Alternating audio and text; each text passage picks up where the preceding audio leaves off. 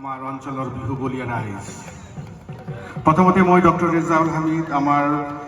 হামিদে এই মন্দি অঞ্চললৈ আজিৰ বিহু নৃত্যৰ অনুষ্ঠানত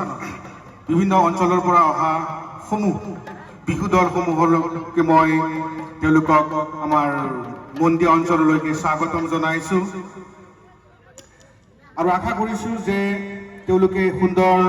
প্ৰদৰ্শন আমাৰ ইয়াত কৰিব আৰু তাৰ ওপৰত খুচৰিব যাওঁ তেতিয়াহ'লে আমি বিচাৰি পাম যে আনুষ্ঠানিকভাৱে বিহু অনুষ্ঠানৰ উদযাপন আনুষ্ঠানিক উদযাপনৰ কথা যদি মই ক'ব বিচাৰোঁ তেতিয়াহ'লে এয়া আহোম ৰজা ৰুদ্ৰসিংহৰ দিনত এৰাউণ্ড 1692 চনত তেতিয়াৰ পৰা বিহু অসমত আনুষ্ঠানিকভাৱে পালন কৰা হয় যদিও বিভিন্ন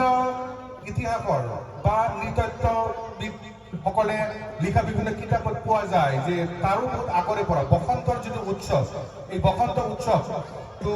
আমাৰ অসমীয়া সমাজৰ লগত জড়িত হৈ আছিলে আৰু তেনেকৈ আজি বিহু আজি এনেকুৱা এটা স্থিতি পাইছে এনেকুৱা এটা স্তৰ পাইছে যে আমাৰ দায়িত্ববান চৰকাৰে বিহু বিশ্বৰ দৰবাৰলৈকে লৈ গৈছে এয়া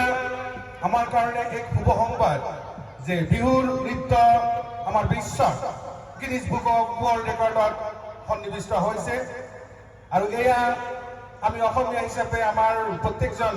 অসমীয়াৰ কাৰণে এক গৌৰৱৰ বিষয় গতিকে বন্ধুসকল যদিও আমাৰ আকাশখন মেঘাচ্ছন্ন হৈ আছে কিন্তু আমাৰ মনটো একেবাৰে ফৰকাৰ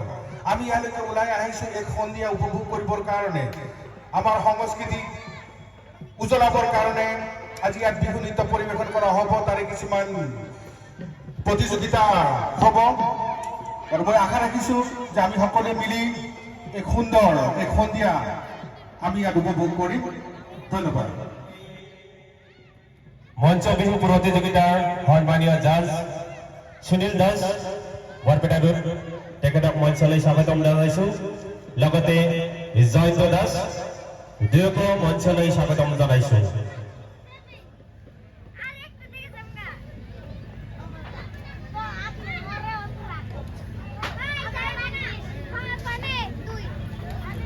এয়া মঞ্চত